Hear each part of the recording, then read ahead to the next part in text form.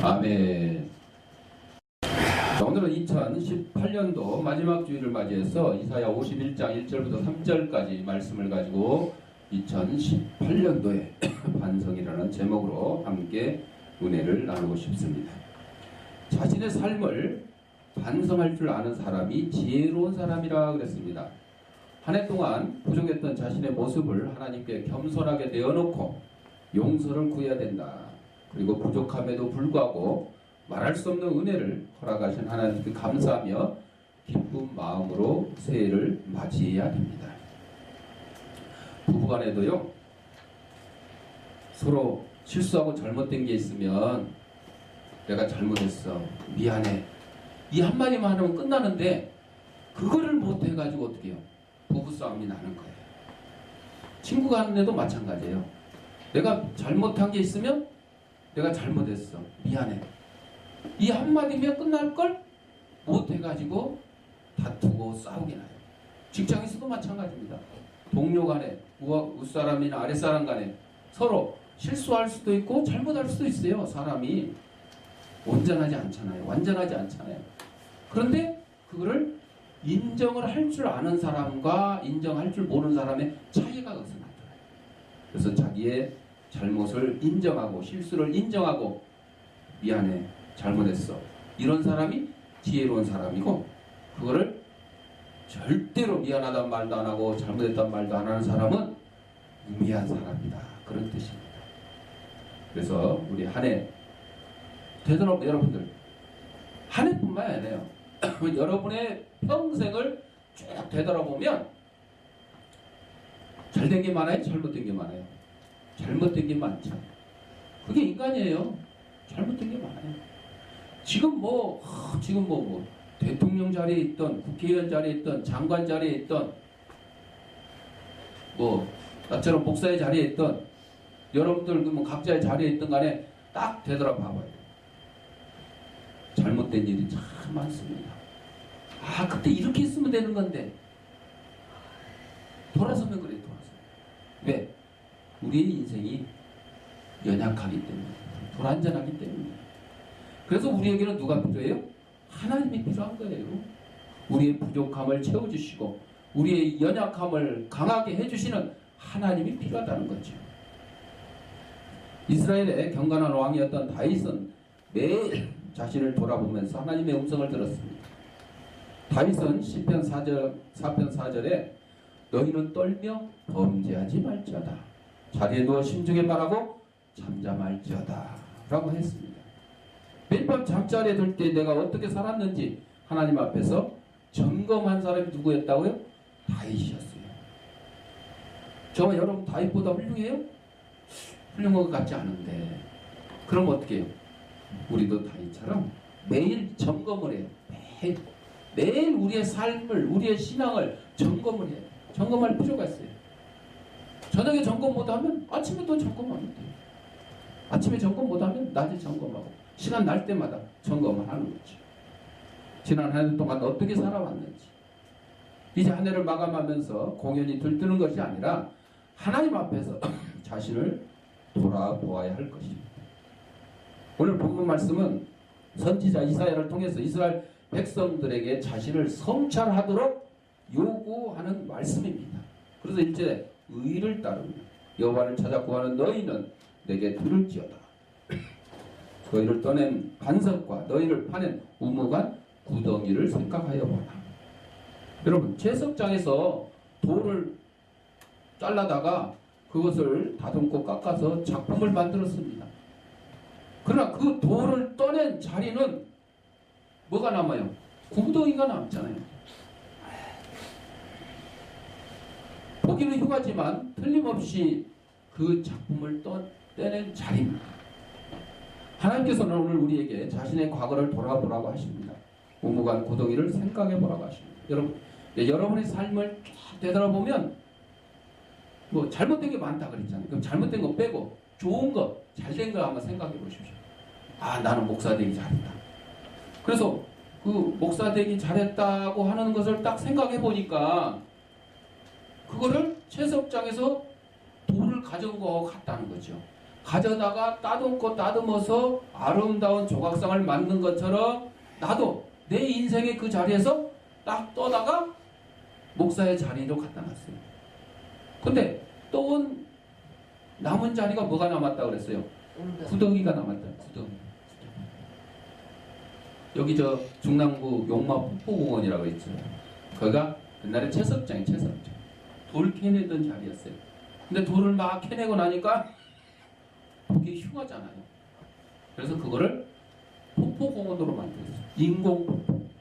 폭포 인공으로 폭포가 흐르게 하고 그래서 시민들이 쉴 수 있는 휴식 공간으로 만들었어요. 그렇게 만들어 놓지 않으면 그게 흉물로 남게 되는 거죠. 그래서 여러분의 인생도 마찬가지. 여러분의 인생이 지금 내가 나 뭐 금년에 이걸 해서 참 좋았다 하는 그 내용의 뒷부분, 그림자 부분을 한번 보세요. 그러면 남는 구덩이가 있어요. 그것도 여러분이 어떻게 해야 된다고요? 잘 따듬어야 돼요. 잘 메꿔야 돼요. 그렇지 않으면 흉물이 돼요. 내 앞에 내가 이룬 것에는 멋진 삶이 있는 것 같지만 그러나 나의 그 흔적으로 남아있던 그 구덩이를 그냥 놔두면 다른 사람에게는 흉물이 될 수도 있다 하는 것입니다. 도산 안청화 선생이 미국에서 국민의 중앙총회장 직책으로 여러 지방을 순회하던 중에 기차를 타려고 정거장에 나왔을 때 한 간부가 말하기를 이번 여행에 경비가 모자라 여기 어떤 한국 목사님의 신분증을 빌려왔습니다. 이것을 가지고 목사님 행세를 하면 철도 운임을 할인받을 수 있습니다. 이렇게 주위의 사람이 얘기를 해줬어요. 그때 도산 안청호 선생님이 한참 생각하다가 입을 열었어요. 내가 이것을 사용하다가 들키면 내 신용도 떨어지고 그 신분증 빌려준 목사님의 신용도 떨어질 것이니 그럴 수 없어. 경비가 모자라면 다시 돌아가서 며칠 있으면서 경비를 모아가지고 길을 떠나도록 합시다. 이렇게 대답을 했다고 했죠. 아마도 안창호 선생은 마음속으로 자신과 목사님의 신용도보다는 신용사회인 미국에서 한국인의 신용도가 떨어지는 것을 먼저 머리에 떠올렸을 것입니다. 신용도. 각종 의혹이 난무하면서 도대체 어느 쪽 말이 옳은지 분간하기 어려울 때가 많습니다. 지금도 그래요. 뉴스에 나오는 내용을 봐도 여기서는 저랬다 그러는데 저기서는 아니라고 그러고 막 그런 얘기들이 많이 나오죠. 그게 결국은 어디로 가요? 재판소, 법원으로 가죠. 법원에서도 어떻게 해요? 그냥 검사는 너 잘못했지, 변호사는 아니야 이건 이래서 저 아니, 다 이렇게 막 다투잖아요. 판사가 판결을 했는데도 불구하고 지금 현재 우리 대한민국 실정이 어떻게 해요? 법원도 못 믿겠다. 옛날에 판결했던 거, 야 이거 엉터리다 이거 저 압력을 넣어서 이게 판결을 했다 막 이런 식으로 지금 나오고 있어요. 그러니까 법원의 판결조차도 믿을 수 없다 그러니 그냥 뉴스에 나오는 거 다 믿을 수 있겠느냐? 그렇지 않다는 거죠. 이렇게 아주 혼돈의 세상이 돼버렸어요. 그런데 세월이 지나면 어떻게 돼요? 또 다 밝혀져요. 대부분 이제 정치인들 뭐 뇌물을 받았네 안 받았네 그 얘기할 때 그렇잖아요. 한번 딱 누가 뇌물 받았다고 뉴스에 딱 나오면 어디에 나오면 그 당사자는 어때요? 절대 그런 일이 없습니다. 나는 그 사람을 알지도 못하고 돈 한 번 받은 일이 없습니다. 대부분 이렇게 얘기해요. 근데 좀 지나면 어떻게 해요? 받았어요. 사실로 드러났어. 심지어는 어떤 분은 국회의원 자살을 하셨잖아요. 자살을 하셨다고 해야 되나? 자살했잖아요. 분명히 살아있을 때는 받은 거 없다 그랬어요. 근데 자살할 때 유언장에는 뭐라고 그랬어요? 5천만 원인가 받았다. 정말 내가 국민들 보기에 창피하다. 가족들 보기에 정말 면목이 없다. 그리고 자살했잖아요. 그런 경우죠. 잠언에 보면 악한 자의 집은 망하겠고 정직한 자의 장막은 흥하리라 이런 말씀이 있는데 꿈에 거짓말을 하거였거든 깨어나서라도 반성하라는 안창호 선생님의 말을 우리는 잘 귀담아 들어야 돼요. 아니 막 꿈에서 여러분 꿈꾸다 보면 뭐 거짓말을 하기도 하고 막 남을 뭐 괴롭히고 뭐 이런 것도 있잖아요.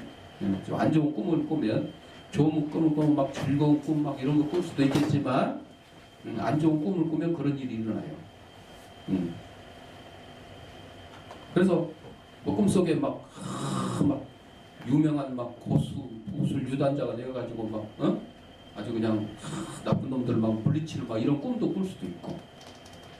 그런데 아니 꿈속에서 일어나는 일을 내가 어떻게 책임을 지겠어요. 하지만 그것도 안창호 선생님은 누구 책임이라고요? 본인 책임이라고요. 꿈속에서 나쁜 일 거짓말하는 것도 본인 책임이다. 그러니까 뭐 꿈속에서야 뭐 그거 잘못했다고 할 수는 없지만 꿈을 깨거든 그거 기억이 나거든 그것도 잘못을 빌어야 된다는 거죠. 반성해야 된다는 거죠.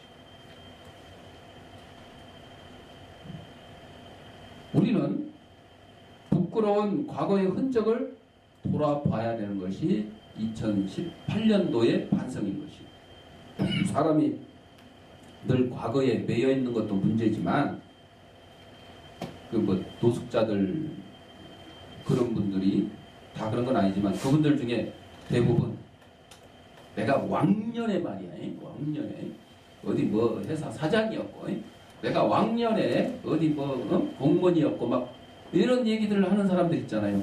그 사람들은 평생 거기에 그냥 얽매 살아요. 과거에 왕년에만 살아. 왕년에. 왕년이 뭐해. 지금이 중요한 거예요. 지금이 중요한 거죠. 개구리 올챙이적 생각 못한다고 그러잖아요. 사도 바울은 그래서 종종 자신을 돌아봤어요. 나는 교회를 핍박하던 자요. 죄인 중에 개수였도다. 나는 팔싹동이처럼 모자라는 인간이요. 지극히 작고 초라한 인간이었다고 계속해서 고백했어요. 예수님의 사도가 되어가지고도. 독일이 그래 독일. 여러분 독일이요 1차 세계대전 일으켜갖고 져버렸고 2차 세계대전이라고 쳐가지고 아주 나라가 쭉 다 망했잖아요.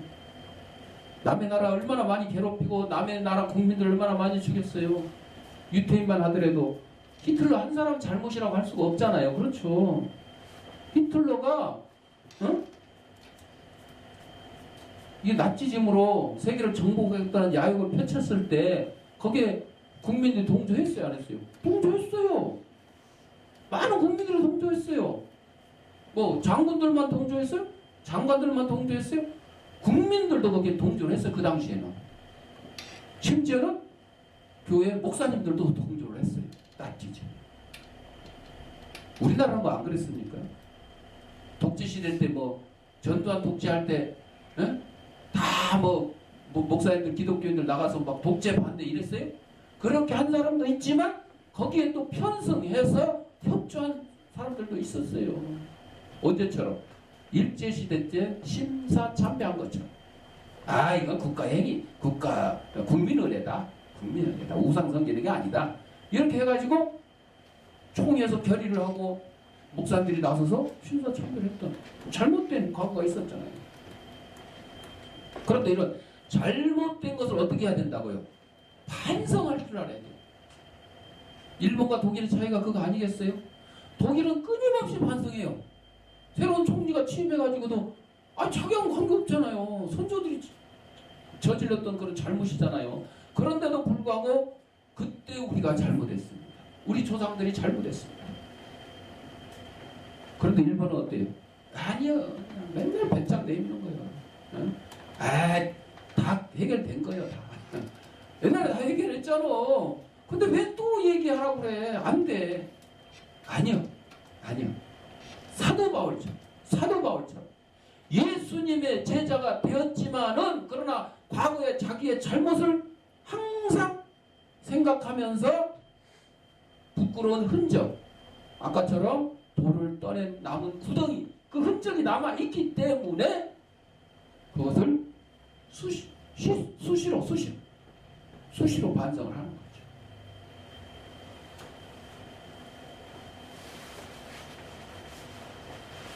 잔석은 모양도 없고 개성도 없고 그저 평범한 돌판입니다. 그리고 깊이 패낸 구덩이는 무엇으로도 메꿀 수 없는 어두운 과거입니다. 이게 자기 자신을 알아야 된다는 것이죠. 미국의 유명한 여류작가 펄벅이 중국 대륙을 무대로 쓴 대화 소설이죠. 돼지. 돼지가 아니고 돼지. 넓은 땅 이런. 여기에 등장하는 주인공 왕룡은 자기가 어떻게 굶주리며 살았던 존재임을 생각하지 못했습니다. 우리도 자기가 알지 못하는 사이에 주님의 사랑을 배반하고 눈을 세상에 돌리지는 않았습니까? 우리는 지난 한 해 동안 세상과 교회를 비판하고 주님을 원망하지는 않았습니까? 내가 그냥 교회만 가면 그냥 아무게 보기 싫어서 꼴보기 싫어서 그냥 교회 가기 싫어. 뭐 이러지는 않았습니까?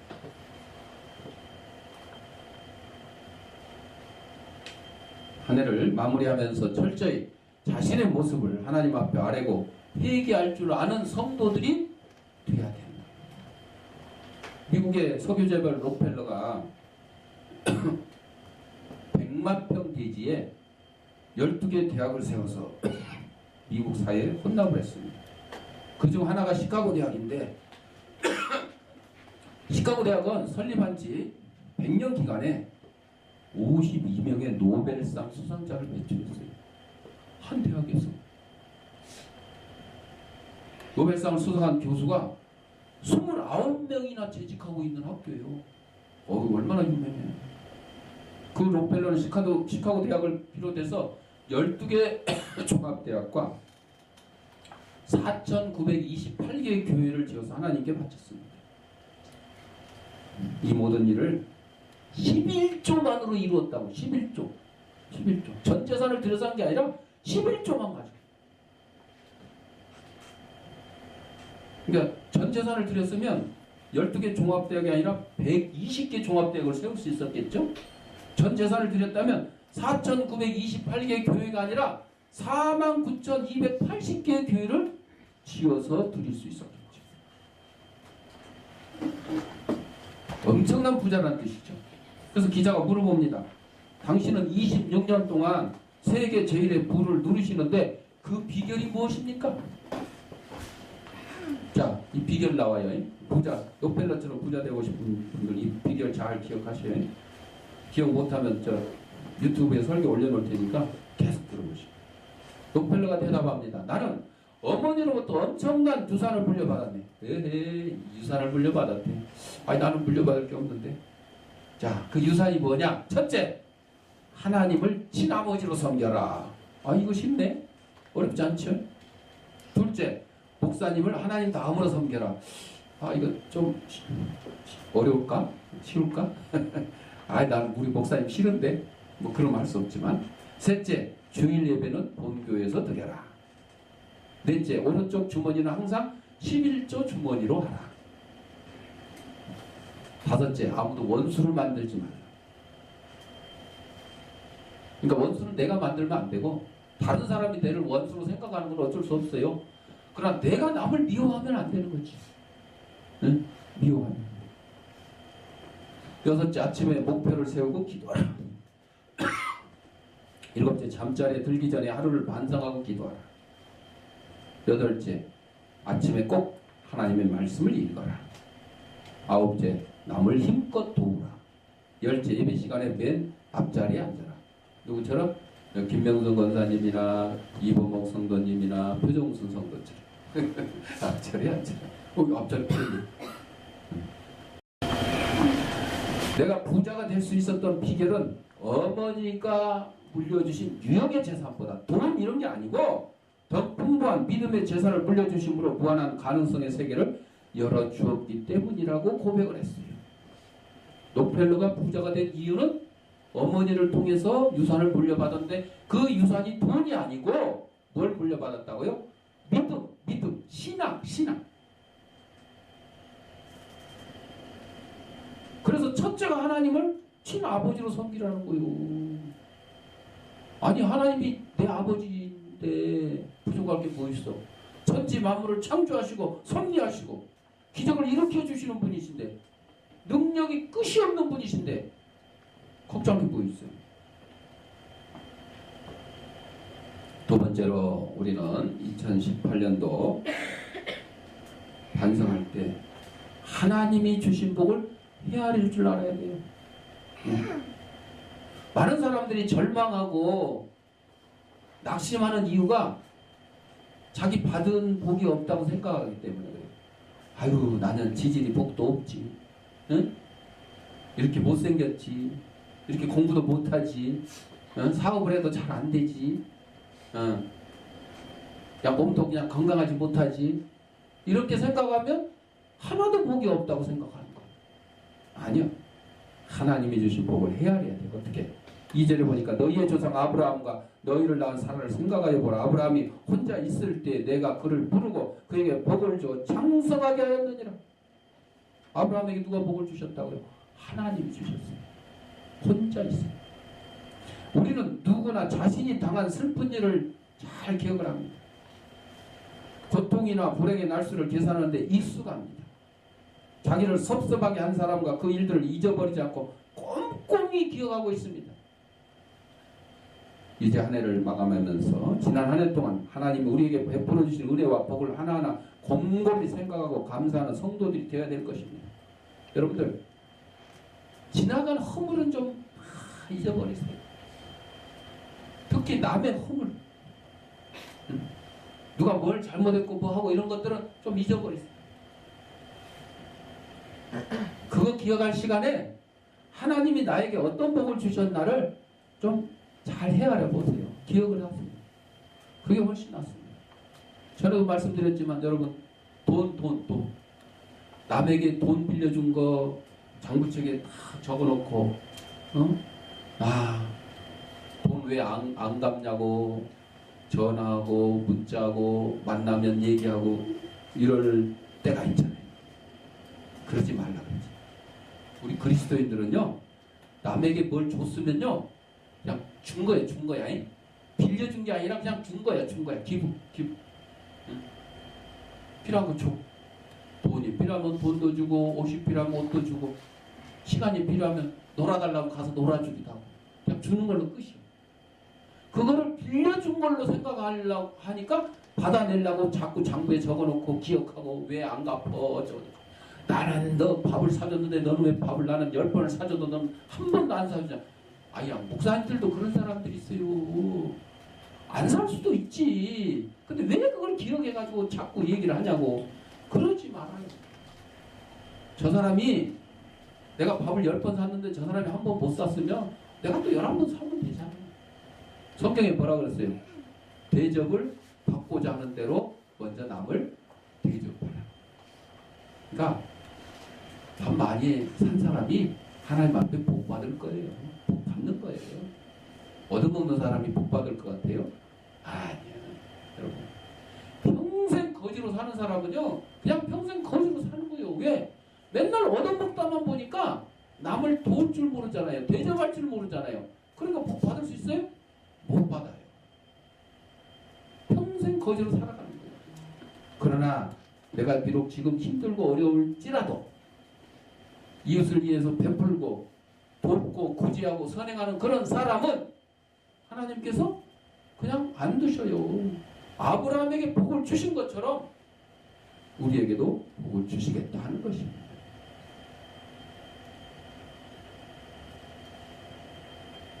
자, 그래서 우리는 지나간 허물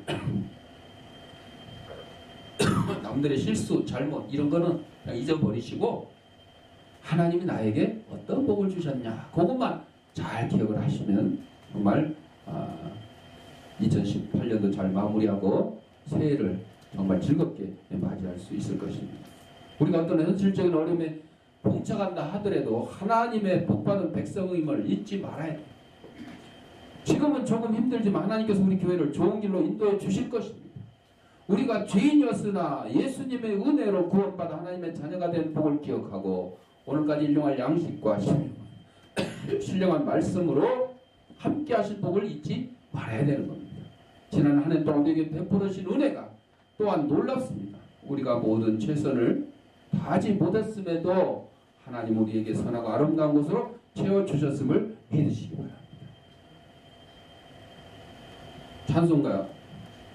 너 시험을 당해 그 있잖아요. 너 시험을 당해 범죄치 말고. 어떤 며느리가 시어머니로부터 교회 다닌다고 핍박을 받았는데 이 며느리가 이 시험을 이기기 위해서 혼자 찬송을 열심히 부릅니다. 너 시험을 당해 범죄치 말고 너 용기를 다해 공부를 잊어라. 너 시험을 이겨 새 힘을 얻고 주 예수를 믿었고 승리하라.